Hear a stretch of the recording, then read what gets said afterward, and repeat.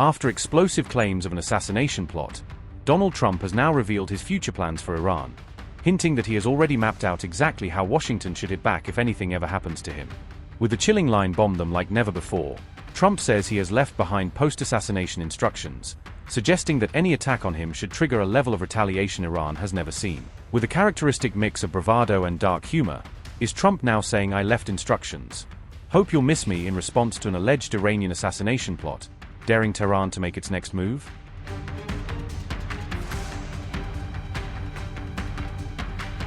Israel has reportedly warned the United States about a new alleged Iranian plot to assassinate President Donald Trump, according to a Wall Street Journal report.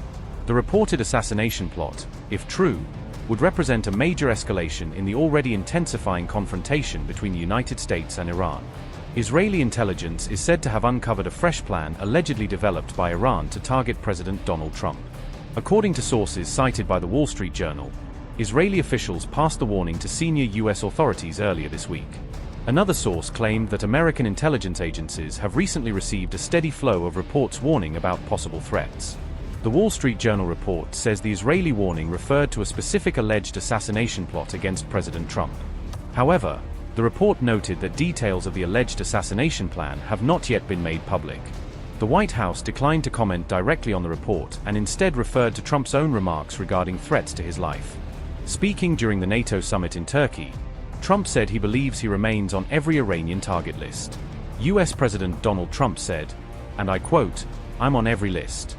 I saw this morning, I'm on every single one of their lists. And so far, I guess I've been a little bit lucky, but that maybe doesn't last very long." Unquote. Do you know why they had us close our window blinds? That was not usual. Well, yeah, because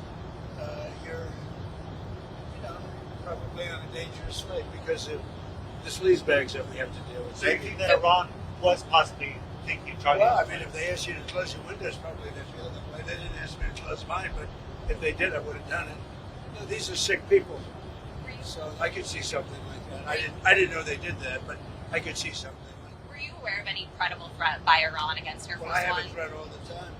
I'm number one on their list before you. But if I go, you go. Iran has repeatedly vowed to avenge the 2020 killing of IRGC Quds Force Commander Qasem Soleimani, whom it considers a national hero. Calls for retaliation against Donald Trump have resurfaced during recent mourning ceremonies held for Iran's late Supreme Leader Ali Khamenei. The Wall Street Journal said it remains unclear exactly when Israeli intelligence passed the latest warning to Washington. The alleged assassination warning comes at a time when the United States and Iran remain locked in an increasingly dangerous military confrontation. The latest report surfaced as fighting around the Strait of Hormuz continues to fuel fears of a wider regional conflict. President Donald Trump reportedly briefed Israeli Prime Minister Benjamin Netanyahu on Washington's latest military moves in the Gulf during a recent phone call.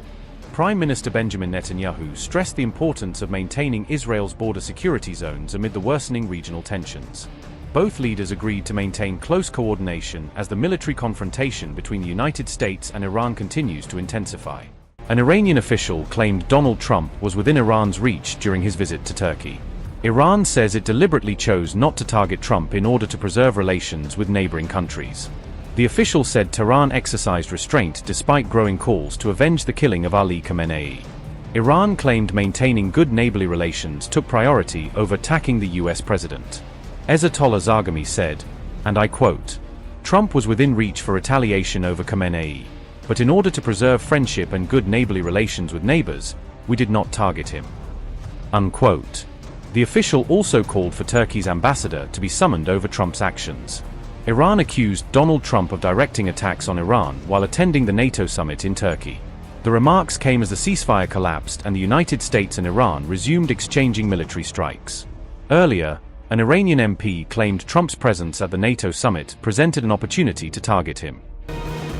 An IRGC-linked channel claimed that Iran launched a large-scale missile attack targeting multiple U.S. military bases across the Middle East. The channel said several American military facilities were struck, though it did not disclose the exact locations of the targets. Kuwait's military confirmed that its air defense systems were actively intercepting hostile missiles and drones over the country. The Kuwaiti army said, and I quote, "The Kuwaiti air defenses are currently confronting hostile missile and drone attacks." The General Staff of the Army notes that if explosion sounds are heard, they are the result of air defense systems intercepting the hostile attacks. Everyone is kindly requested to adhere to the security and safety instructions issued by the competent authorities. Unquote.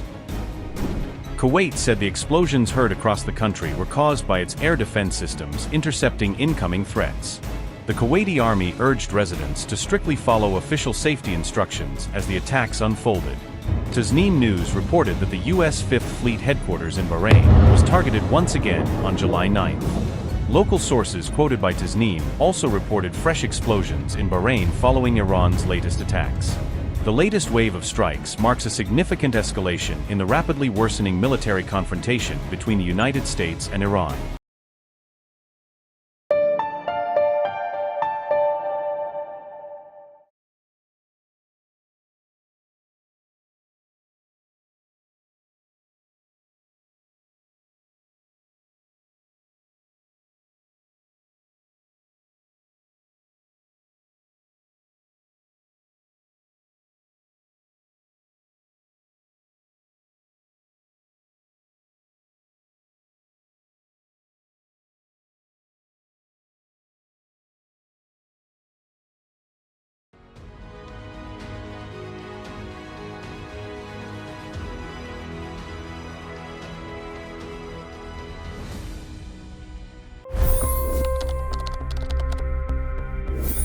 $25 crore गरीब गरीबी को परास्त करके बाहर निकले। For the good of our nation, let's work together and let's truly make America great again. The fastest news breaks. Requested PM saying that look, you will have to speak to Putin and to Zelensky. The biggest news makers. The relationship with India is probably the most important bilateral relationship the U.S. will have for the rest of this century. The capital delivered quite an election result today. Expert analysis. The million-dollar question today is how to stop this dance of death. Ground reports. I'm standing at the crossroad of the Kumbh Mela. Behind me are more than 100 entry ghats. Long-form interviews. Exclusionary politics is reflected in Manipur case as well. You don't bother because this is a small state. Deep dive into burning issues. It's often said DRC could be the richest country in the whole world. It's because of what sits underneath. Why exactly did the US topple the Sheikh Hasina government? HT videos. We don't just break news, we break it down.